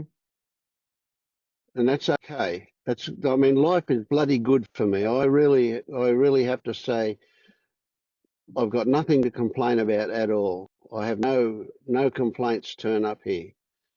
You know. And other people that you see that have awakened, there also is an absence of suffering at the very least, or not necessarily. Well, you know what? I I don't know other people personally in my life who have woken up. I know other Mm, people, like I talk to Marius a lot, and I talk to Paul a bit, and I've come across others on Zoom and so on. But I really don't have any idea about what their personal experience is. mm-hmm, So I can't say. You'd have to talk to them about it. So but what that leads me to say is everybody is unique in the way they experience this. Nobody does it like anybody else. So that's another joke to the idea that everybody's going to end up in the same place when they wake up. They won't. Everybody's got unique um, experiences and conditioning, and we're never totally free of our conditioning either. We always appreciate that what we do is we transmute some of that conditioning into other things, but the consequence is that we've all got personalities, which is the result of our conditioning and our DNA, a combination of those things. But our personality, we don't lose our personality. It'll still be around. It'll vary, and of course, if I ask you, are you the same person today that you were 20 years ago? I can't imagine you saying yes. Of course, you've changed, haven't we all? mm-hmm. Don't we? Isn't it a constant thing, this change? So I'm a different person today than I was yesterday. I mean, I can't, it's like the grass growing. I can't put my finger on exactly what's different, Yeah. but it is different. And because, if I extend it out a little bit, it's much more obvious. If I go back, 20 years before I woke up to now, there's an immense difference in my internal experiencing. People I know might not see a difference on the outside. I don't know. Mm-hmm. Mm. I guess right So, now it's feeling like you're talking to me and you're a person and you're real, but I'm trying to feel as if I'm not a person and not real. I don't know. I'm in this weird state of like, yeah, um, right. Yeah. Well, that's a misinterpretation. Right, you're always going to be a person, and you're always going to be real. Um, Yet it may well be that your idea of a person is different to my idea of a person. I mean, if I was to try and be more accurate, I would talk about the organism called Tammy, right? Because we don't want to confuse person with self. Um, mm-hmm, but again, it's language that gets in the road of us here with things like this.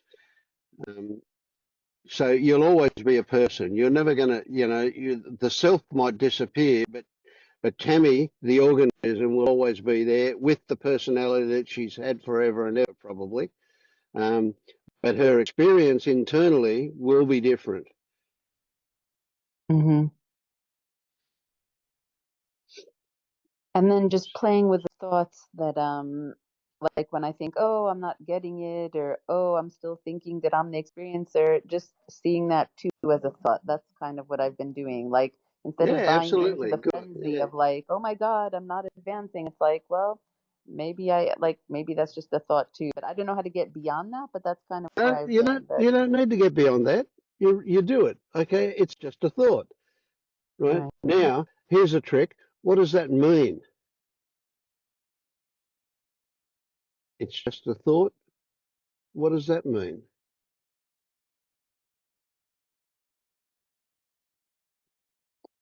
That it's not necessarily true or something I need It's or just a can do thought. something That's about. right. And Yep, exactly. So you can have thoughts, and if you recognize them as thoughts, then you go, well, that's the same as recognizing that that breeze just touched me on the cheek. Right? It's no different to that. It's impersonal. Thoughts turn up and go away. Who knows? We don't have to react to them. We don't have to own them. We don't have to go, oh, that means, and create a whole story around it. It's just something that happens. So when you do that, when you see thoughts like that, all of a sudden what you're left with is what are you actually experiencing? Right? And there's a whole world beside thoughts, other than thoughts. Now you're getting close to what is actual.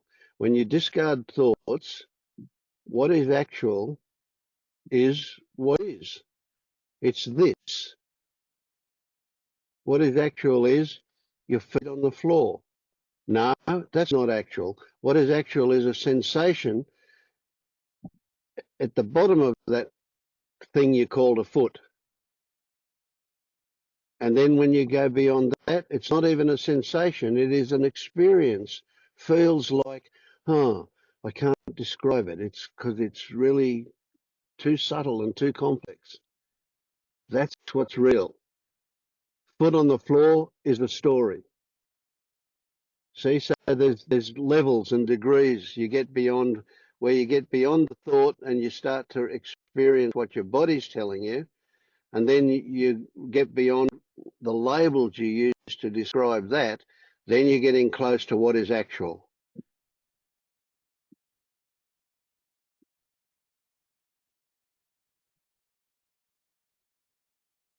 The noise isn't noise anymore. It is an experience that is happening. And then that starts to drop into the non-functional, like deep state. You could, or you can hover it on the edge of that and still be Mhm. functional. Mhm. You don't have to get into an altered state particularly. But in the beginning, it's valuable to be able to get into that altered state just to recognize what is actual.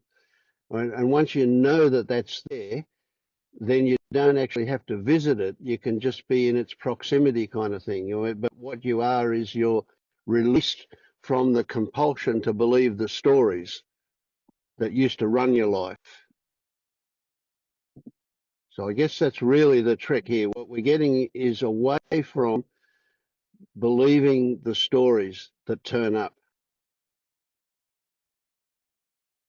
And I guess then what guides your life, or what gives meaning or purpose or direction to how to make decisions and live your day? But you're saying that will arise naturally and I don't need to obsess about it.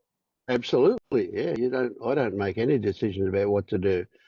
I can laughingly joke and say that's because my wife tells me what to do, and that happens.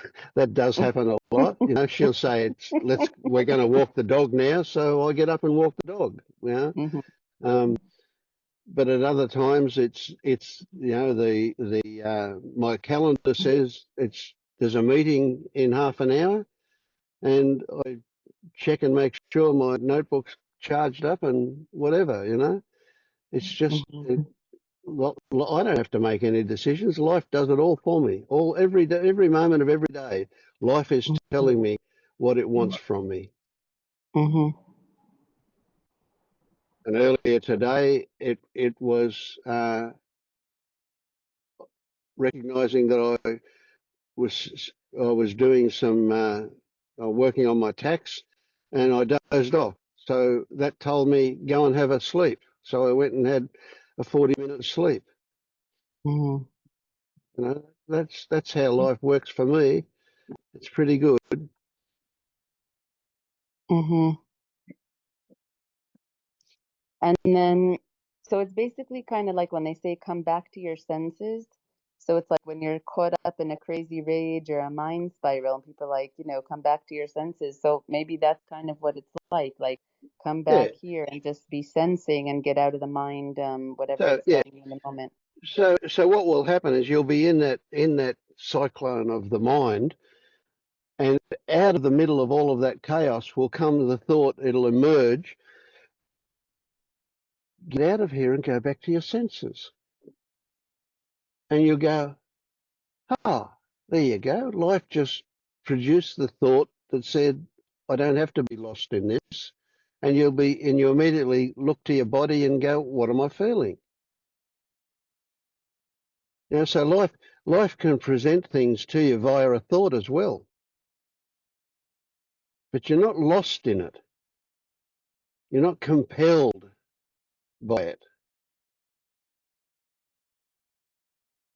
And these conversations we have make certain thoughts more likely to turn up. Yeah, I definitely have been noticing that. In other words, I'll be in a cyclone, and then a thought will come up, and then I'll be like, oh yeah, let's play with that, and then I just Yep. don't go down that rabbit hole, and it's really cool. It's like Perfect. Yeah. it's Love like it. swished up and like that's done. Okay, didn't have to, fall down that one. But Yep. Good stuff. so not to worry about still thinking that I am the observer and the watcher and the Oh, listener to these absolutely not. thoughts. That's right. Yeah. Yeah. So that's one of the non-dual things is to say, oh, you're not only the observer. Well, intention is good, but the execution is a bit shitty, I reckon. Right. But the intention is to recognize that all of that stuff that occurs in you, the cyclone of thoughts, etc., is not you. It's just an impersonal happening. And you don't have to get lost and carried away in it. It doesn't mean what you used to think it means, which was a second cyclone that came out of the first cyclone.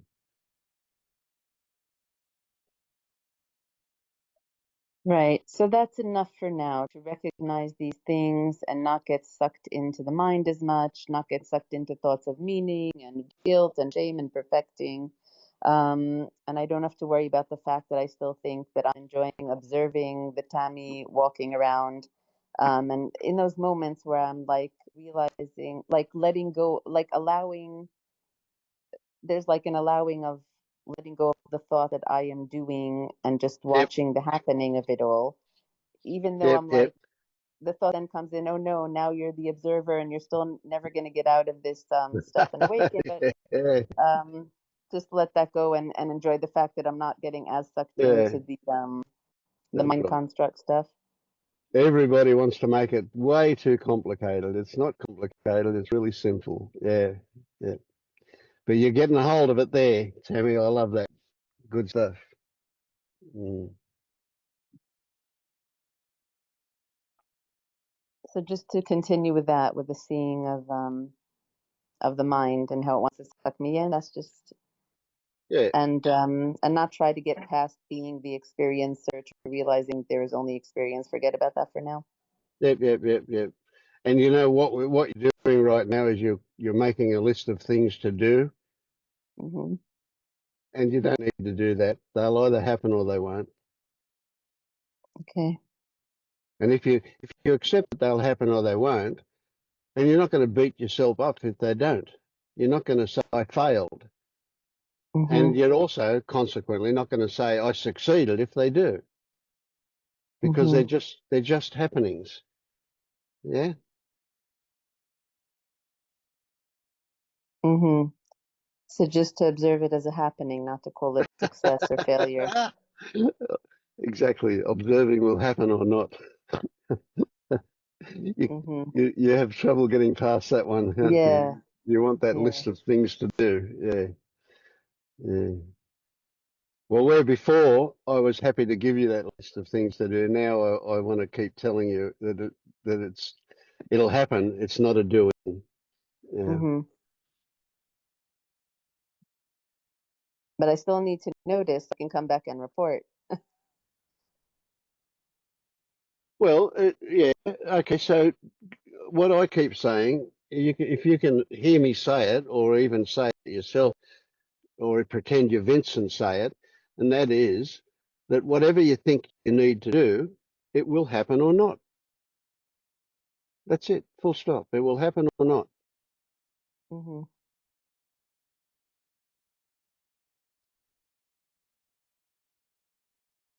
You can't do it wrong because you can't do it. You can't do it right because you can't do it. It would happen or not. Full stop.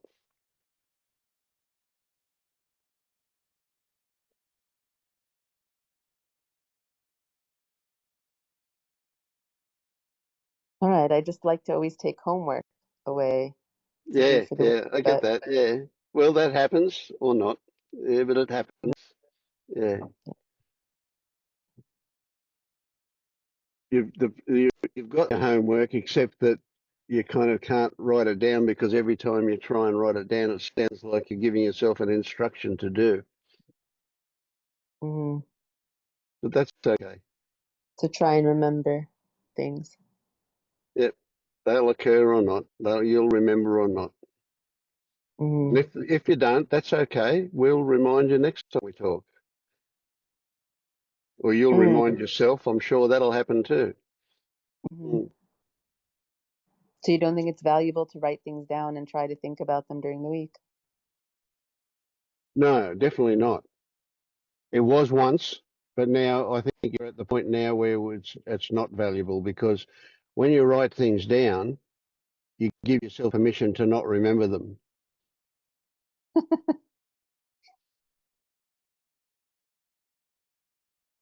Mm-hmm.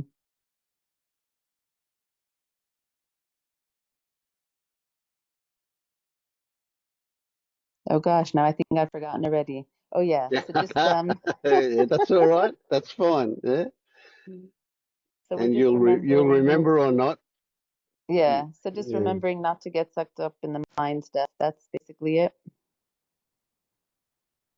just just just let things happen and see what happens.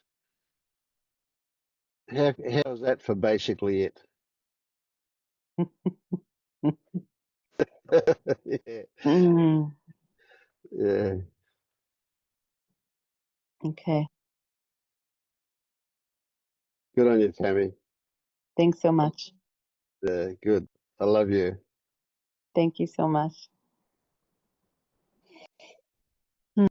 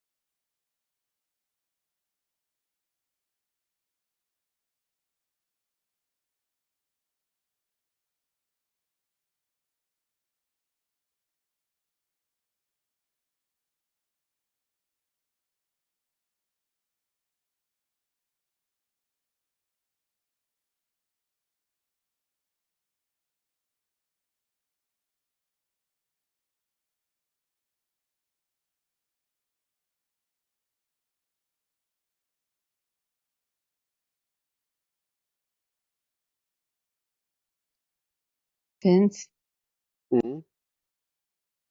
do you feel like you're a person and that we're all talking here? What is your experience in this moment? Well, experience is human. Uh, well, it's kind of sounds crazy, but I have to construct a story to answer that question. Do I feel like a person? What does a person feel like? So I immediately get analytical. What is feeling? Oh, feeling. Yeah, so I wasn't aware of any feeling that I could call being a person. But when I engage in the story of am I a person, feelings happen, and then I can go, oh, is that what it feels like to be a person? Well, I have no idea. I don't know what a person feels like. Um, so, I mean, I'm not trying to fob you off with this one, but that the question makes no sense to me. Is all I can say is I don't have any idea what a person might feel like. Am I a person? So if I reframe your question a little bit, maybe it makes more sense. If I say something like, do I feel like I'm a person? And a big question mark jumps up then. Do I feel like I'm a human? And then I go, oh, I don't know what it feels like to be. So do I feel like, no, that doesn't make sense. So I drop the feel like part. Is it a person?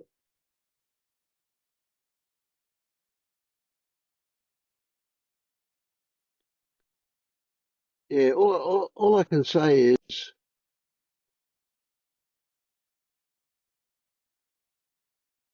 the most recognizable feeling that is here is it. Even that kind of makes it a bit tricky to put words to, but there's a feeling of gratitude, uh, of appreciation, of beauty, of love, that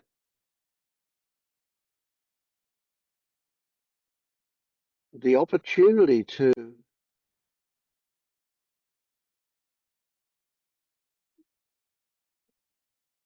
what the opportunity to express doesn't sound right. The opportunity to share doesn't sound right. The opportunity to be that you guys have present for me is the most overwhelming feeling that there is.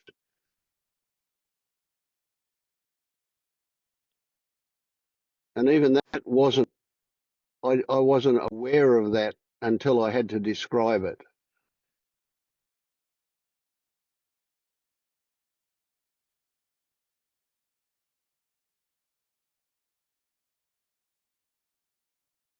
And it doesn't feel like it emanates from me, from a person, from a being.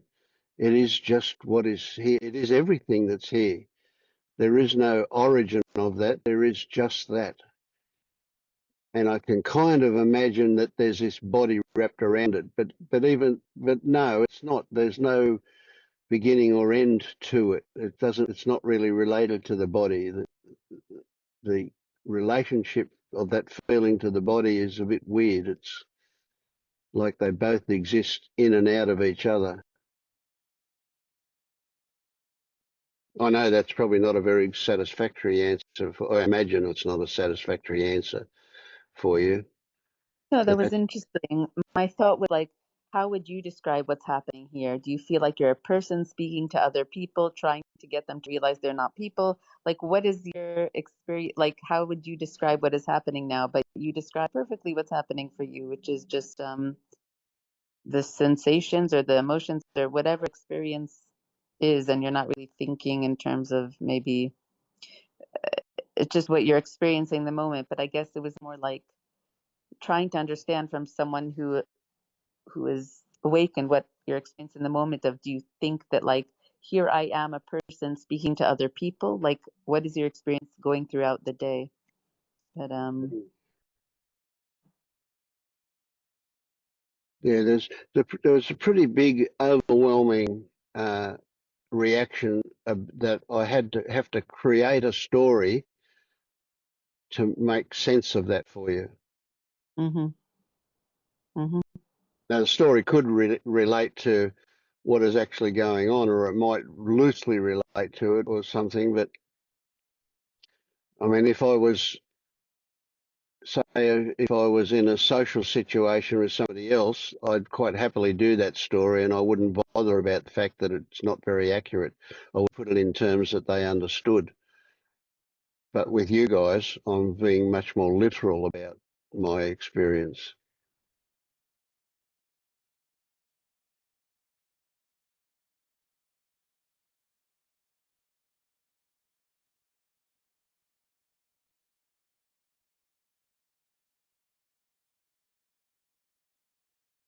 So now you've triggered me to contemplate what is being a person, and there's not really any clear answer to that, but it's could be interesting. Maybe a story will come out about that. I've been producing a lot of stories lately, and that's an interesting one. The stories that we get in our emails, you write those? Oh yeah, with help from AI, Mm-hmm. but yeah, Quite yeah, really beautiful. yeah, yeah. That Discover Awakening bot is really well tuned. I think I like that. Yeah.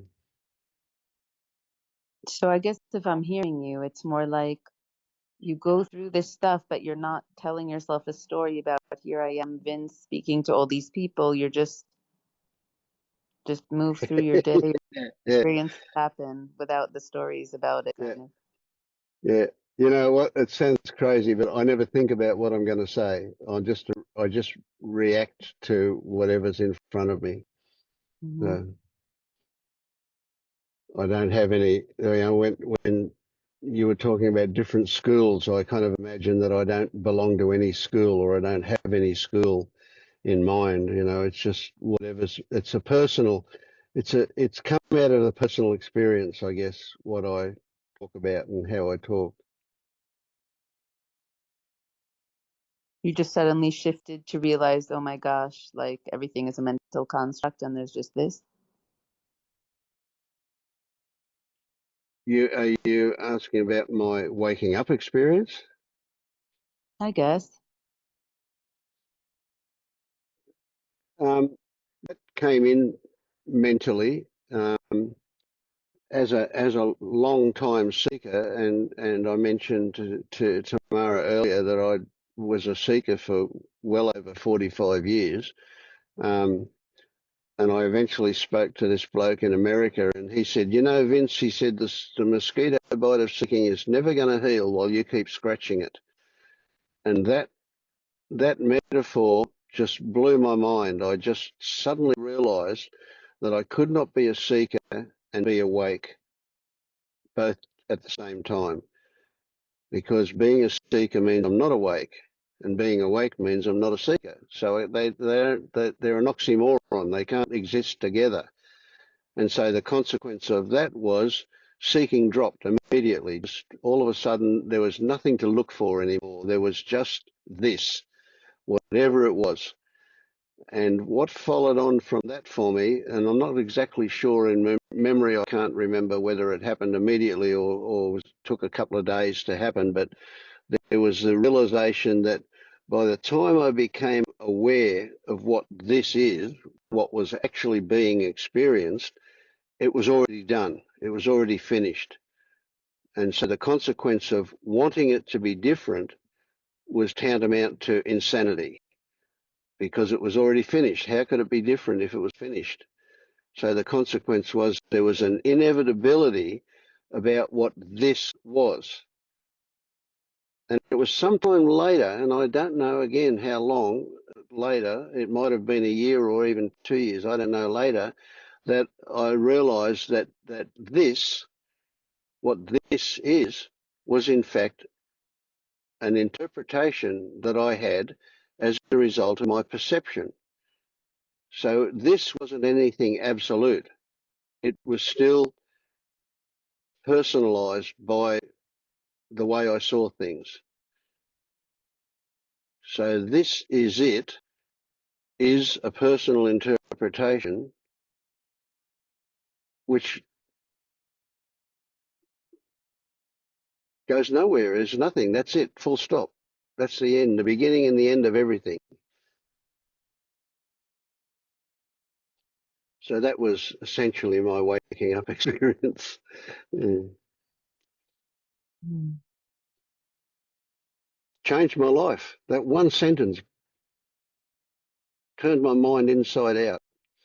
All of a sudden, whatever I felt, whatever I was chasing, and I mean, I was obsessive in my seeking. I really gave it everything. I tried everything. I could list a dozen modalities that I tried, everything from Christian religion to I was a Baha'i for a couple of years. I did Gestalt therapy. I even ran encounter groups in the end.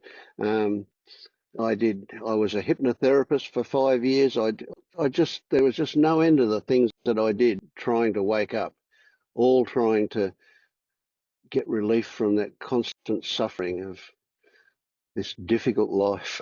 I think it's hilarious when I think back about it. Mm. Yeah.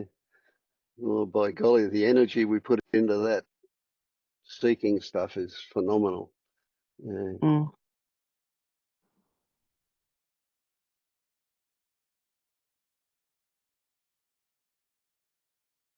There was a time when I said the world would be a better place if everybody woke up, or then it was modified to say the more people that wake up, the better the world will be. And now that's just another story. I have no idea about that. But I see suffering and my heart just goes out, especially given that I also see that it's unnecessary. Mm.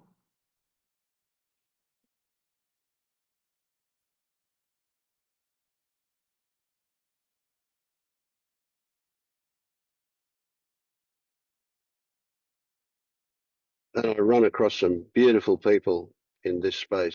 It's just lovely. Mm.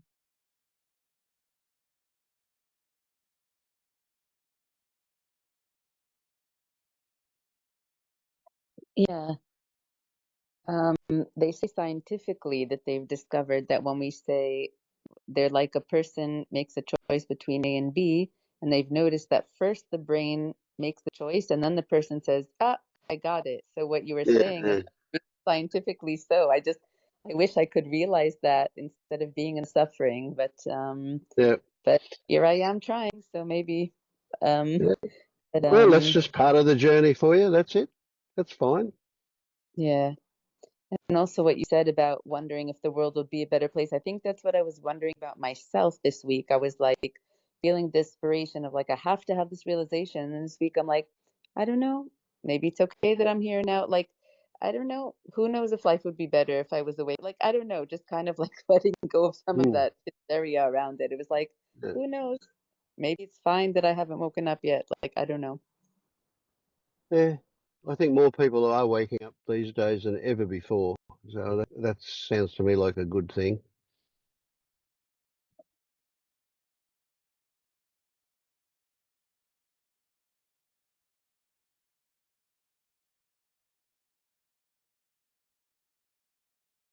And you haven't found that you find that most people natures is good and that it's not like when we're human and we think we have to hold back our Yeah, anger or rage. You don't feel that. You feel that when people wake up, our natural inclination is good and compassion and helpful. yeah, yeah. I mean, I've got friends that I socialise with that have got very, very different political views to me. You know, I would describe myself as somewhat left and them as somewhat right. Um, and they've got some really weird ideas about other races and about control is a really, really big one for them. You know, they're more into control. They think that if you're not rich, it's because you deserve to be not rich because you didn't work hard enough or rubbish stuff.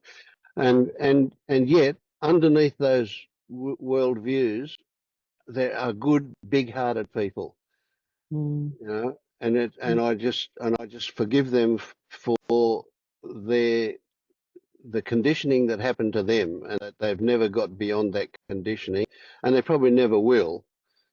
Some might, but most of them probably won't. They'll probably die still believing those things. But the reality is that they're good, big-hearted people underneath. You know, so even total assholes still love somebody. Wow. Sorry, I just got emotional. That's really helpful.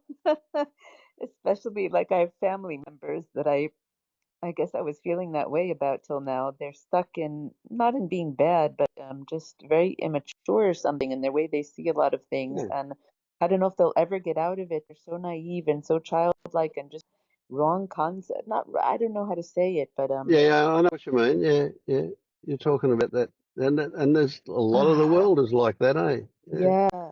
And what you said just really touched me because like I could still love them anyway, and that's really helpful. Hmm. I don't need them to change. Like they don't have to understand or awaken or become any more evolved or like, No, yeah, they either will or they won't. But having said that too, you will affect them by being around them, yeah, especially when you're not compelled to get swept up in some of those stories. yeah, They will, yeah. And they won't even know. They will, it'll be unconscious at an unconscious level that you will affect them in a good way. But then yeah. that's a story too. But Mm-hmm. I like it. It's one I believe in. Yeah. Mm. Yeah, I think they always looked at me as a bit of an oddity, but you just keep trucking. I don't know. It's Yeah. Well, I love that oddity thing. It gives you permission to be spontaneous in ways that are not, that they don't approve of. They just dismiss it and go, oh yeah, she's a bit odd. That's good. Yeah, I love that.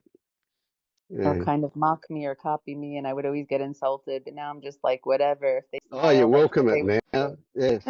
Thank you. You say thank you for that. I love it. Yeah. me. Mm.